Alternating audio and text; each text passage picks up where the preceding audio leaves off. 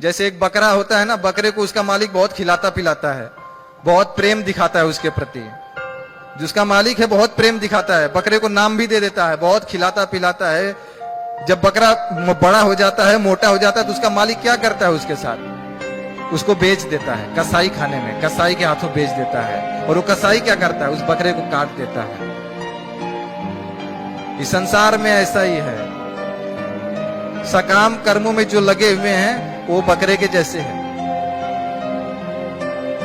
मेरी पत्नी, मेरा बच्चा, मेरा घर, दिन भर काम करते हैं। मैंने देखा गया कि 24 घंटे परिश्रम करते हैं और जितना कमाते हैं उसमें से कुछ भी भोग नहीं पाते हैं। आनंद कौन उठाता है? पत्नी, बच्चे, घर वाले आनंद उठाते हैं। और फिर बुढ़ापा आता है ना, जैसे बकरे को बेच दिया जाता है। बुढ़ापा आता है जब काम करना बंद कर देते हैं, काम नहीं कर पाते हैं, तो उनके सगे संबंधी भी उनका साथ छोड़ देते हैं। बोले अभी तो कुछ काम का नहीं है हमारे लायक।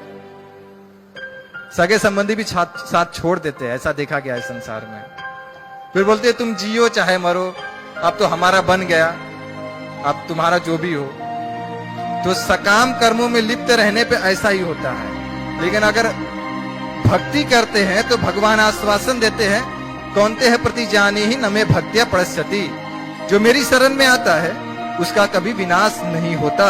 हे अर्जुन, तुम निडर होकर घोषणा कर दो, जो भक्ति करता है उसका कभी विनाश नहीं होता। ऐसे भी मरना है संसार में, या तो माया की सेवा करते करते मरो। कुछ लोग जुहू बीच पे आते हैं, कुत्तों की सेवा करते हैं। सुबह सुबह आप जाएंगे तो कुत्तों को टहलाते हैं। कुत्ता जब हकता है तो खड़े रहते हैं, कुत्ता उनको लेके चलता है। ये शरीर जो है कुत्तों की सेवा करने के लिए नहीं मिला है, ये शरीर मिला है भगवान की सेवा करने के लिए, भक्तों की सेवा करने के लिए। ये शरीर का सदुपयोग करना चाहिए। उस कुत्ते को छोड़ दो, उसके कुत्ते को, मालिक को छोड़ दो और भगवान की, कृष्ण की शरण में आ जाओ। ये शरीर जो है, शरीर का सदुपयोग करना चाहिए। शरीर को व्यर्थ गंवाना नहीं चाहिए। जब एक गिरगिट जाती है, तो एक जगह खड़ी हो जाती है और बहुत आराम से खड़ी रहती है, बहुत आराम से खड़ी रहती है। उसके आगे से ना चींटियों की जो लाइन जाती है, धीरे धीरे चींटियों की लाइन जाती है। तो गिरगिट जो है क्या करती है? तुरंत जीभ बढ़ाती है और एक चींटी को लपक लेती है। बाजू वाले चींटी को मालूम ही नहीं चलता कि हमारे साथ वाला एक चला गया है। ऐसे धीरे धीरे सबको लपक लेती है। ऐसे काल का प्रभाव है। इस संसार में सभी लोग हैं उन चींटियों की तरह है और माया उस गिरगिट की तरह है।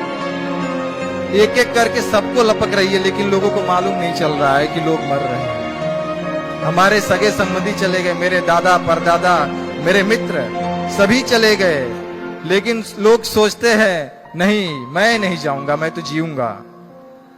ये दुर्भाग्य है।